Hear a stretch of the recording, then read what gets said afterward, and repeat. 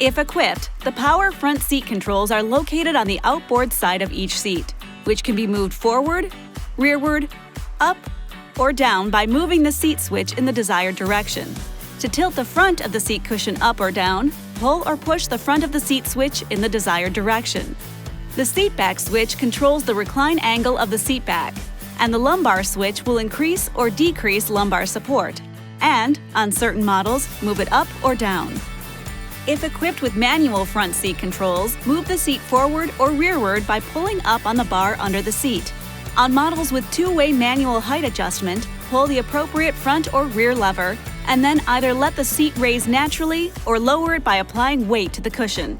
For single lever adjustments, pull up to raise the seat or push down to lower it. Depending on the vehicle, you can adjust the seat back angle by pulling up on the seat back lever or rotating the knob near the base of the seat. A manual lumbar adjustment knob may also be present further up on the driver's seat back. And if equipped with a fold-forward front passenger seat, it can be folded flat for increased cargo room. On some models, the front armrests are adjustable. To reposition them, rotate an adjustable knob under the armrest and move it to the desired position.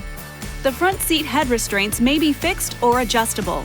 Two-way adjustable headrests can be raised by simply pulling up on the headrest, or lowered by pushing the adjustment button at the base of the restraint, and then pushing down on the headrest. To adjust a four-way head restraint forward, pull the top toward the front of the vehicle as desired and release. To adjust it rearward, pull it to the frontmost position and release. This will reset it to the rearmost position. If your vehicle has active head restraints, they can be tilted by pushing the bottom of the headrest forward or rearward. The available heated and ventilated front seats can be controlled with the buttons on the center stack, through the touchscreen, or on the seat itself, usually on the lower outboard side. Pushing the heated seat button multiple times will switch from high to medium, low, and off. Pushing the ventilated seat button works the same way.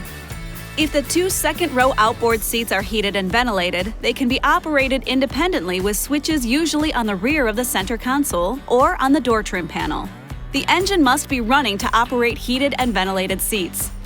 On vehicles equipped with driver memory settings, the position of the power driver seat, along with side mirrors, radio presets, and more, can be saved to a memory setting by pushing the S button on the driver's door or seat, then pushing one of the memory buttons.